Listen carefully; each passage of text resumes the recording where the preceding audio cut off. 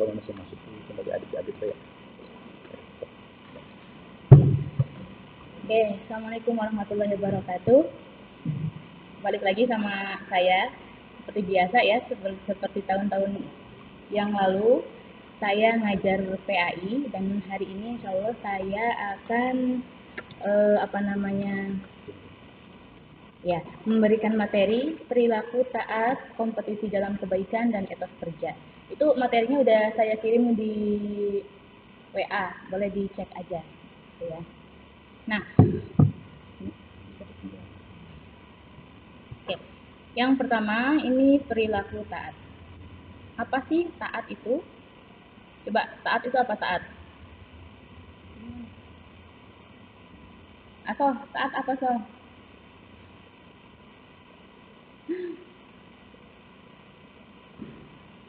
Ya, oke.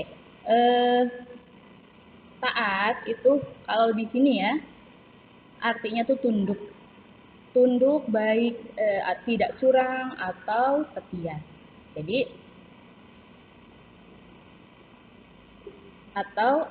terus aturan adalah tindakan atau perbuatan yang harus dijalankan. Jadi taat pada aturan adalah sikap tunduk pada tindakan atau perbuatan yang telah dibuat baik oleh Allah, Nabi, pemimpin atau sebagainya. Jadi sebetulnya di taat itu kan di sini tunduk ya. Seseorang bisa dikatakan taat ketika dia itu tidak, misalkan begini, SMK Minhajul Thalibin itu punya aturannya bahwa siswa semuanya harus memakai seragam putih abu-abu ketika hari Senin dan hari Selasa misalkan. Nah, ketika seseorang itu taat, maka dia akan terus berseragam putih abu-abu karena dia taat. Jadi taat itu sesuatu yang telah diberikan, aturan diberikan, terus ada seseorang taat, dan taat itu nggak mesti disuruh lagi gitu. Jadi nggak setiap minggu diumumin harus pakai putih abu-abu, enggak. Tapi taat itu ya memang sudah terbiasa dilakukan. Ya, kayak misalkan ada perintah Allah bahwa manusia itu harus, orang Islam itu harus sholat 5 waktu, ya. Nah, yang sholat 5 waktu ini, kalian yang disebut taat itu yang gimana? Taat itu kamu itu selalu sholat tepat waktu, duhur, asar, maghrib, isya, subuh, seterusnya, sampai terus walaupun tidak ada yang nyuruh. Maksudnya orang tua itu nggak usah ngasih tahu lagi, keluarga nggak usah disuruh-suruh lagi. Nah, itu disebut dengan taat. Jadi kalau ada seseorang ngomongnya taat, tapi dia harus terus diingatkan, nah itu artinya belum taat. Itu ya. Itu yang pertama.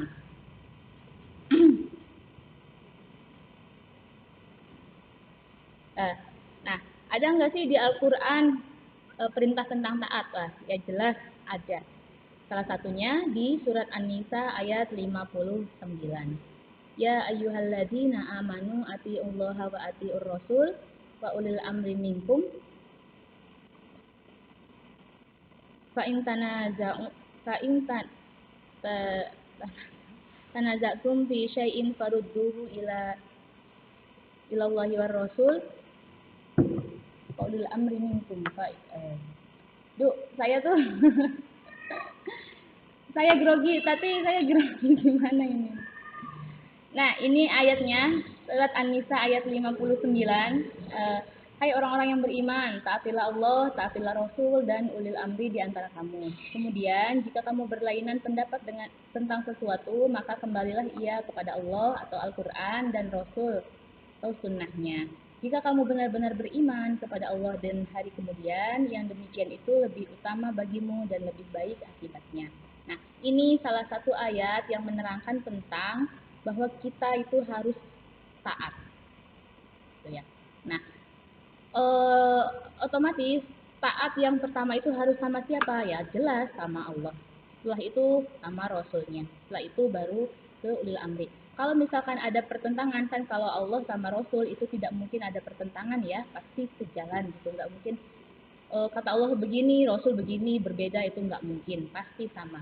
Nah, kalau semuanya ulil amri atau pemimpin ini mungkin ada yang berbeda. Maka yang harus didahulukan mana?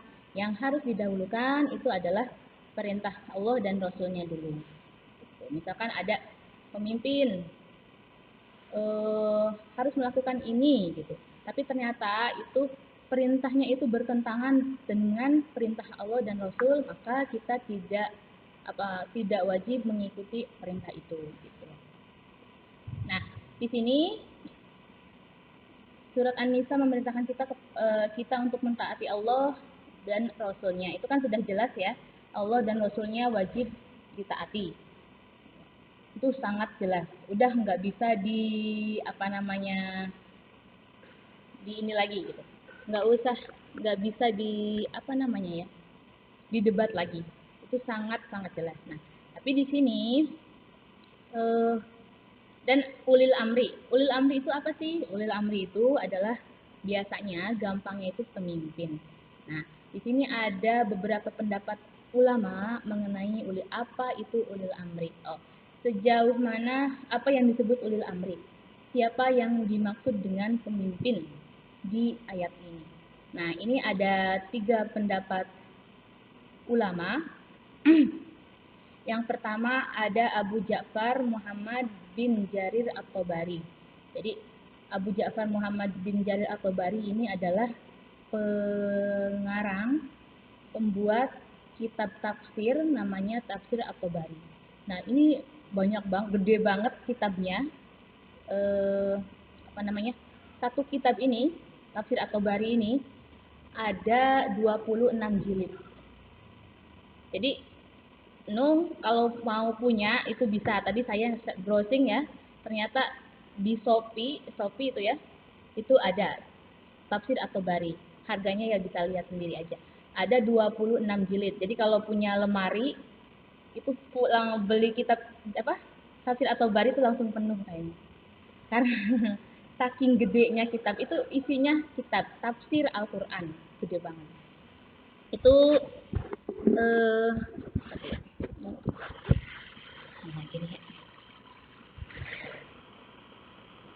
ini menurut Abu Ja'far Muhammad bin Jarir At-Tabari di dalam tafsirnya itu arti ulil amri adalah umaro. Umaro itu kalau seumpama di bahasa Indonesia kan pemimpin dalam segi duniawi, keduniawian. Nah, ahlul ilmi wal fikih, orang yang memiliki ilmu pengetahuan tentang fikih. Jadi menurut Abu Ja'far Muhammad bin Jarir At-Tabari dalam tafsirnya itu yang disebut ulil amri itu ada beberapa. Yang pertama itu adalah umaro, atau umaro itu pemimpin dari keduniawian, kayak presiden, terus bupati dan terusnya, camat, lurah, nah gitu. Terus yang kedua menurut Jarir At-Tabari ini ahlul ilmi wal fikih, atau mereka yang memiliki ilmu pengetahuan tentang fikih. Jadi kayak para ulama gitu. Nah, itu disebut dengan ahlul ilmi wal fikih. Jadi yang disebut dengan fikih itu bukan hanya orang yang mengerti tentang hukum-hukum itu hukum-hukum sholat itu wajib apa tidak. Nah, bukan hanya itu, tapi ya menurut saya ulama lah intinya. Terus ada sebagian juga ulama yang berpendapat bahwa yang disebut dengan ulil amri itu adalah sahabatnya Rasul. Jadi para sahabat itu ya ulil amri gitu.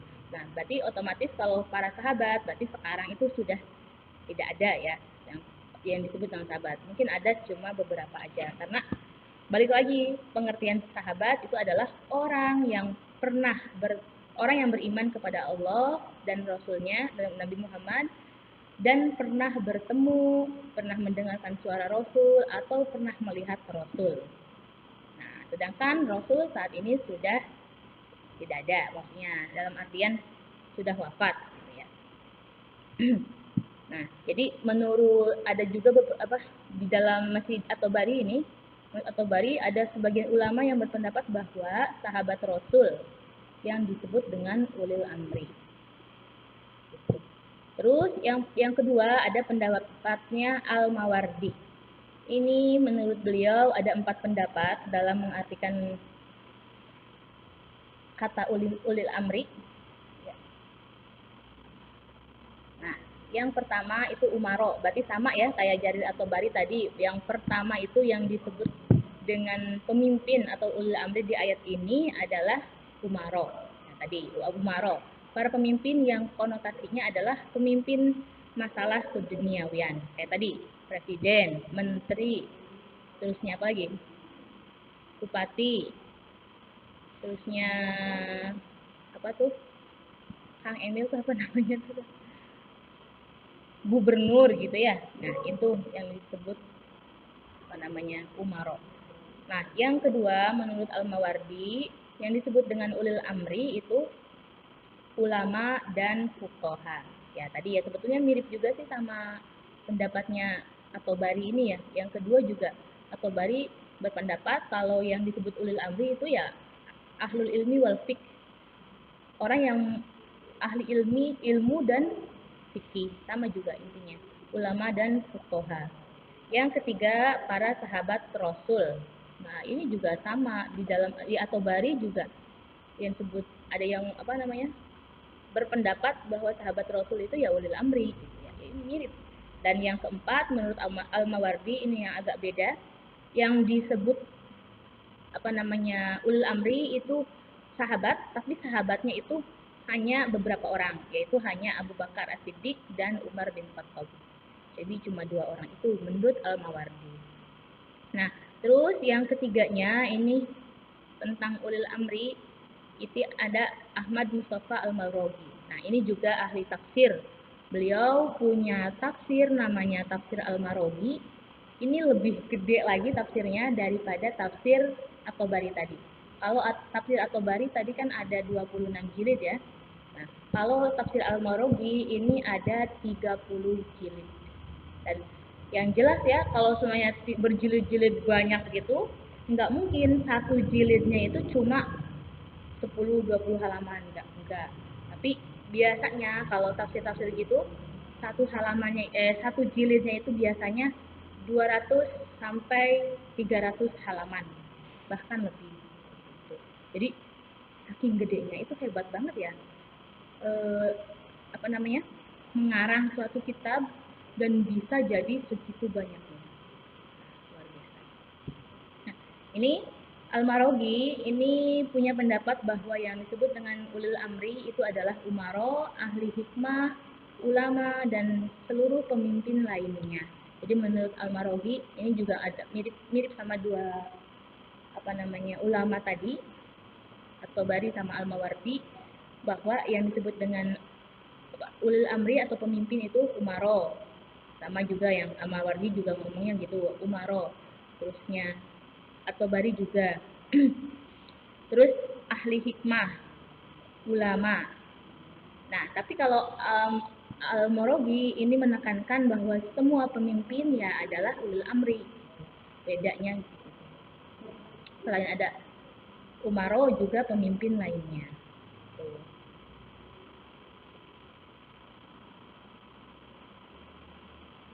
Itu saat. Jadi gini ya, kenapa yang ditekankan itu adalah ulil amri pemimpin, karena di sini ini terjadi banyak perdebatan. Maksudnya bahkan sekarang pun banyak orang-orang yang menganggap bahwa umaro atau orang-orang yang punya jabatan, orang-orang yang pemimpin dalam konotasi keduniawian itu bukan disebut dengan ulil amri, yang bukan yang dimaksud ulil amri dalam Al-Quran ini. Jadi banyak orang yang ke pemerintah gitu ya, pemerintah tuh ya nggak nganggap itu pemimpin gitu. Jadi mereka melakukan sesuatu yang dilarang oleh pemerintah. Jadi pemerintah ngomong A, dia B gitu. Pemerintah mewajibkan anu, dia tidak mengikuti. Nah, itu sekarang banyak seperti itu. Tapi kalau menurut saya pribadi ya, karena kita ini hidup di negara yang republik, negara yang memiliki aturan yang jelas, ya kita harus mengikuti apa yang diperintahkan oleh para pemerintah, oleh para pemimpin. Selagi tadi kembali lagi, selagi perintahnya itu tidak bertentangan dengan perintahnya Allah dan Rasulnya. Jadi selama bupati misalkan, selama bupatinya itu enggak memerintahkan kita untuk melakukan yang tidak baik, ya kita harus mengikuti. Gitu. Tapi kalau misalkan bupati atau lurah atau camat gitu memerintahkan, coba masyarakat desa Rancabango gitu harus ikut dangdutan semua gitu, itu kan nggak bagus kan, nggak bener. Nah itu nggak usah diikuti gitu. Ya, coba di sini ada yang mau nanya.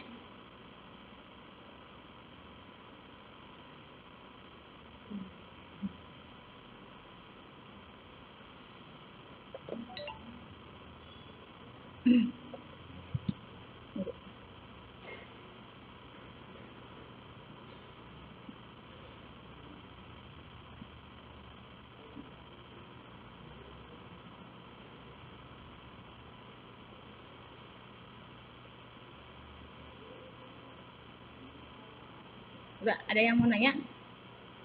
Ini tadi kenapa tadi sama asal nih?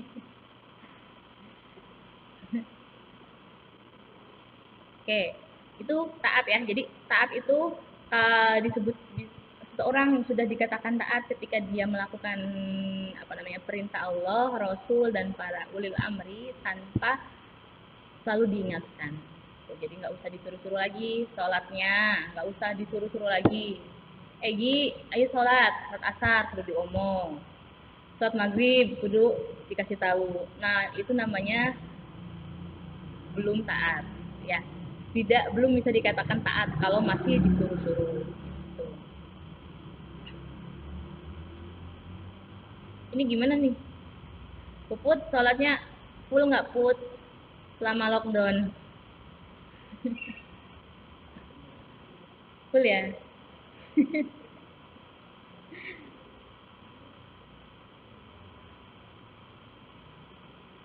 Ya, sholat ya, ingat itu kita kewajiban kita nih sebagai manusia, sebagai manusia yang muslim itu sekarang itu hanya satu, yaitu sholat doang. Karena rukun Islam itu kan ada 5 ya, masih ingat rukun Islam? Syahadat, sholat, puasa, zakat, naik haji.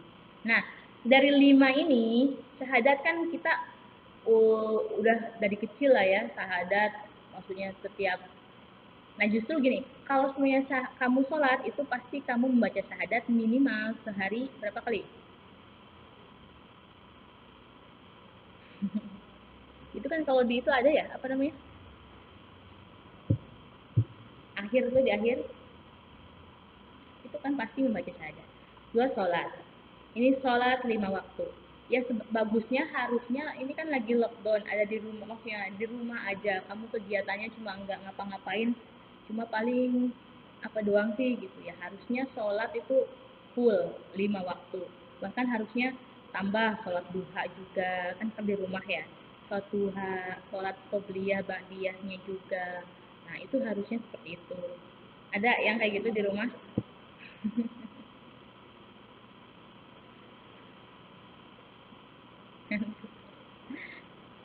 Nah, jadi gitu.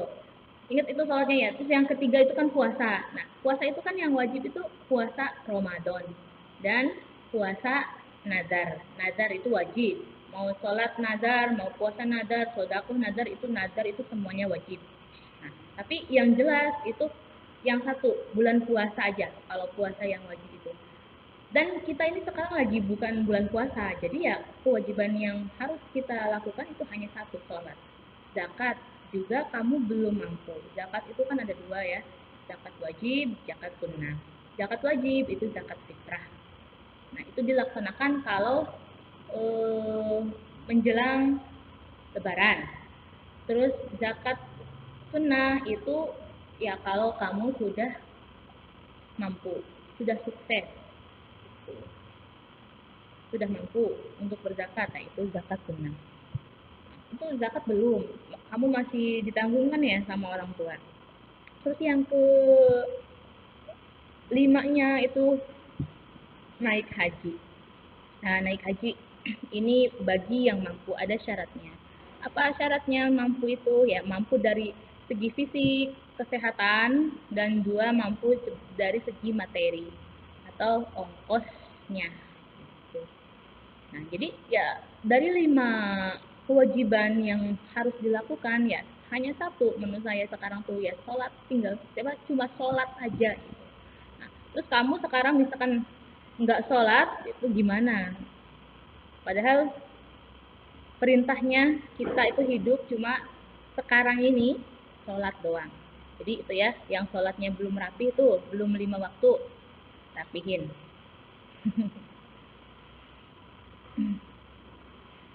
Oke, lanjut. Yang kedua ini kompetisi dalam kebaikan.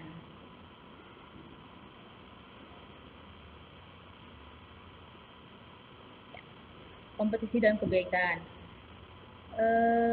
Apa sih kompetisi? Wah, kompetisi. Ini tuh gimana sih?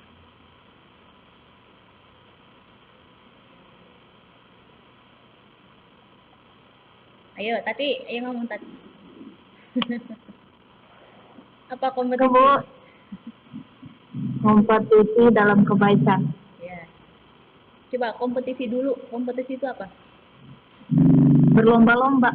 Lomba, ya. Coba ada yang lain. Nung apa Nung? Tadi dulu. Saya tuh nggak ngerti. Ya, Nung apa Nung? Belum jalan.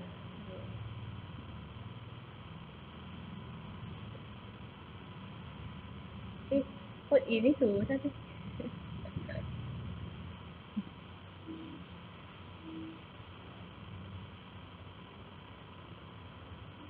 Jadi gimana ya caranya? Yang tadi bisa saya aktifin ngomongnya, tapi yang lainnya kok susah.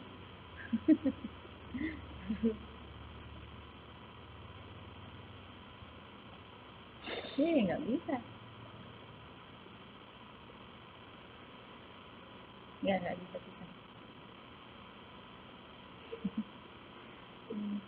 Gurunya dapat.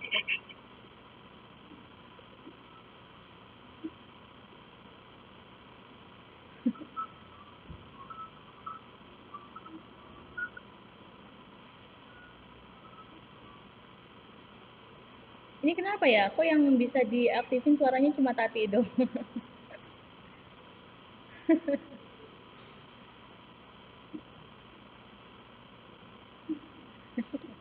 Jaringannya mungkin Bu. Siapa? Ya udah, jalan. Ya, jadi kompetisi itu berlomba, lomba. Nah, lombanya dalam apa? Dalam kebaikan. Kita kan kalau seumpamanya melakukan sesuatu, kalau seumpamanya biasa-biasa aja itu kan biasanya ya hasilnya biasa, kurang greget gitu ya. Tapi ketika melakukan sesuatu cara dilombakan itu jadi semangat. Kayak misalkan makan kerupuk ya. Makan kerupuk itu kan biasa kan?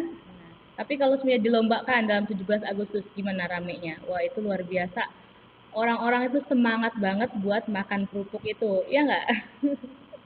Nah, jadi ya sama aja dalam hal kebaikan juga sama. Ketika dilakukan perlombaan itu orang itu manusia itu intinya ya ketika ada perlombaan ya semangat gitu.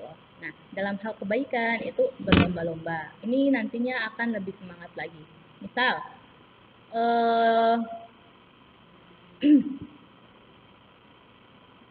misalkan ya, biasanya kan kalau di bulan puasa kan kita tuh banyak-banyak baca Al-Qur'an gitu ya. Nah, kalau sendiri itu biasanya banyak baca Al-Qur'an kan males sorean. Coba cari teman lain. Coba ayo kita balapan. Banyak-banyakan apa namanya?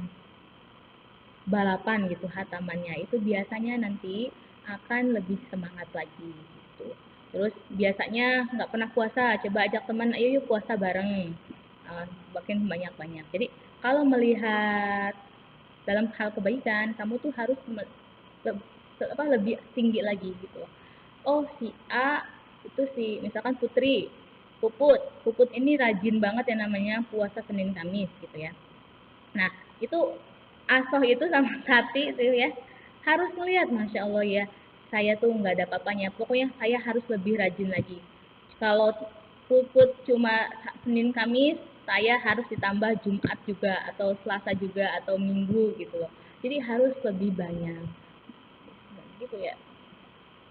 Misal mau, karena udah punya uang, misalkan menyisihkan uang jajan, ngasih ke adiknya gitu, 20.000 atau 10.000, nanti ada yang apalagi, oh saya mah ngasih ke adik itu segini, itu harus lebih lagi. Atau misalkan membantu orang tua lah, yang gampang, yang nggak ada modalnya ya kan, kalau ngasih adik itu kan ada modalnya gitu.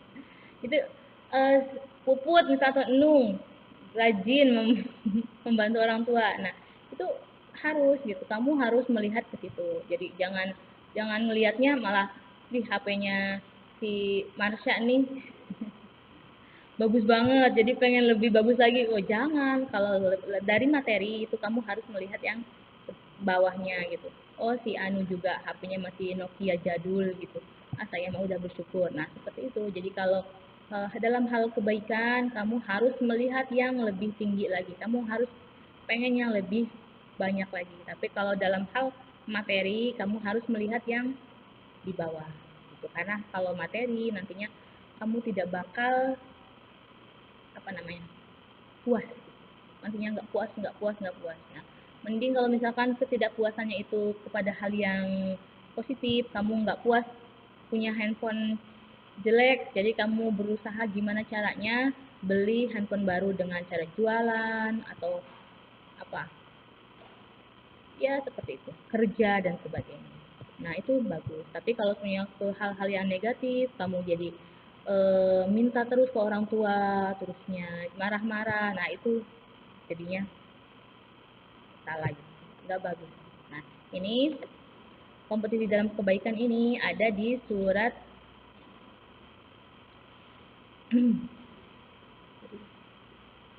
surat Al-Maidah ayat 48.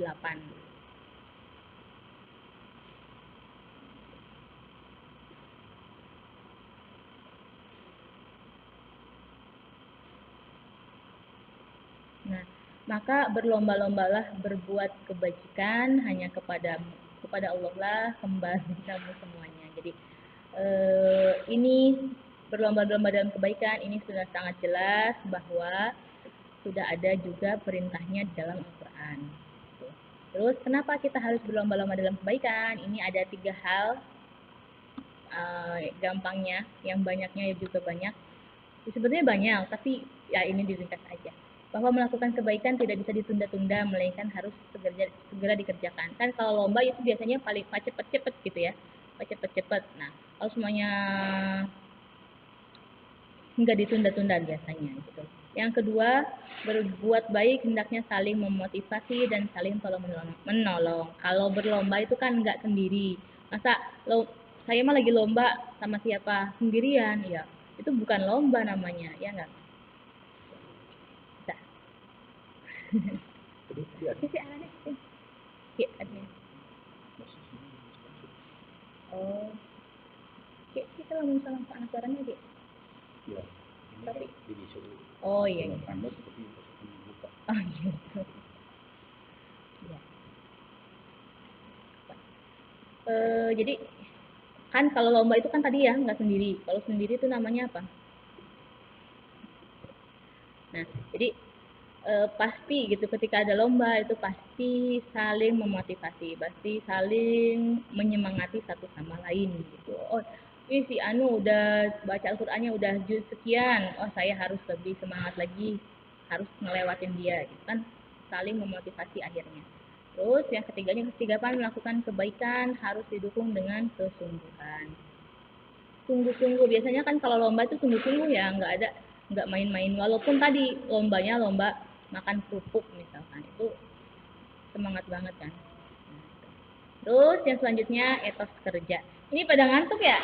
So, asal ngantuk.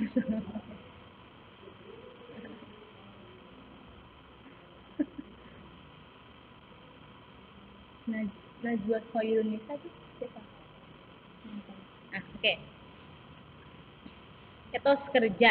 Etos itu dari bahasa Yunani ya, artinya karakteristik kerja ya kerja.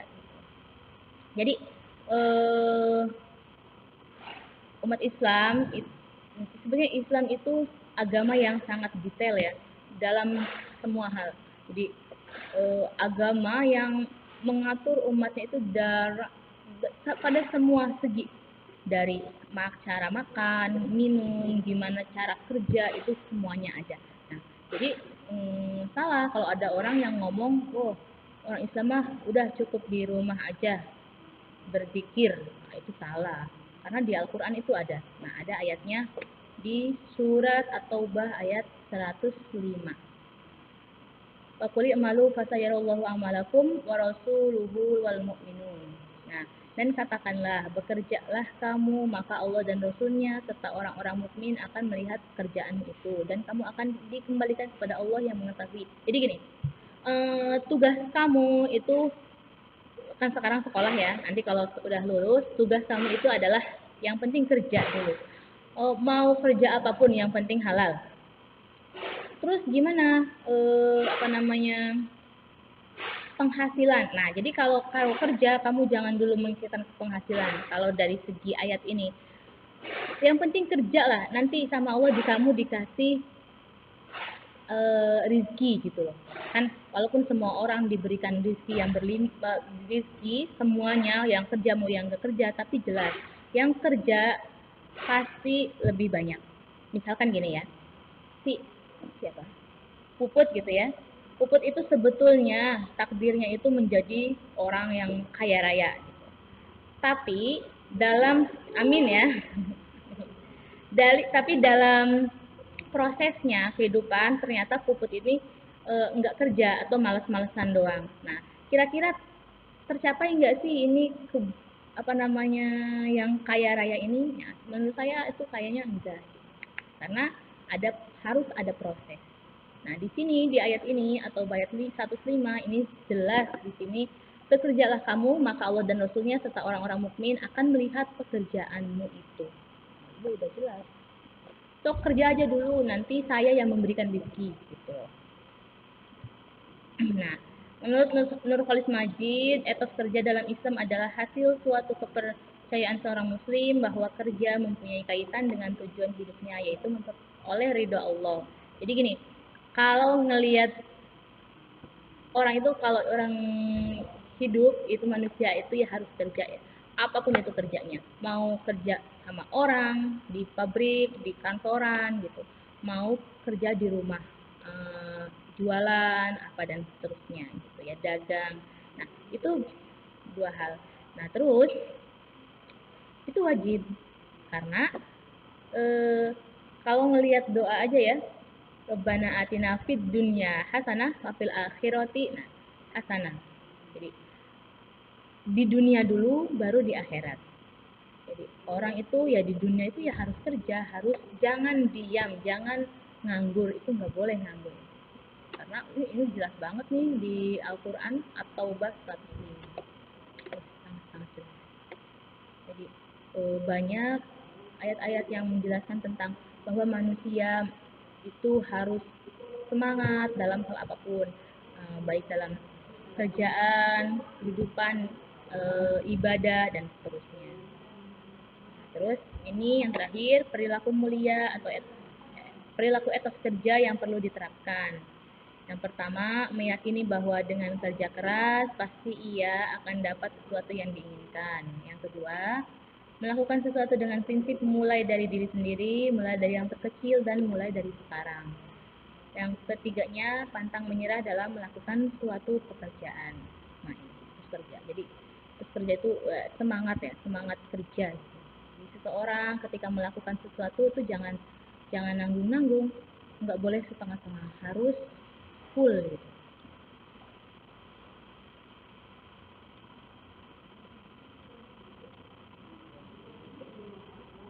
Oke, ada pertanyaan?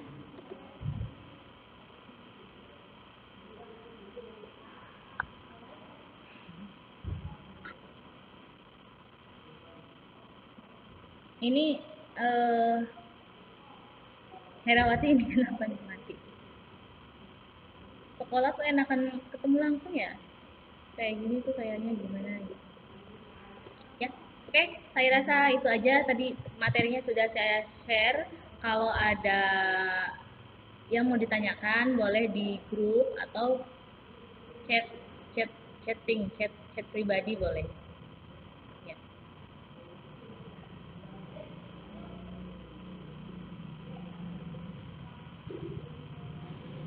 Ya, oke itu aja. Ketemu lagi minggu depannya karena minggu depan kayaknya masih libur ya. Lebaran. Itu aja. Semoga pada sehat semua, sehat selalu. Assalamualaikum warahmatullahi wabarakatuh. Ini bahasa.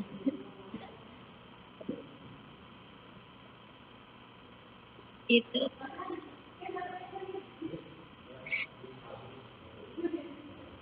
Itu. Apa? Oke ya. Oke, udah. Apa soal? Ya. Oke, dadah semuanya. Selamat pagi.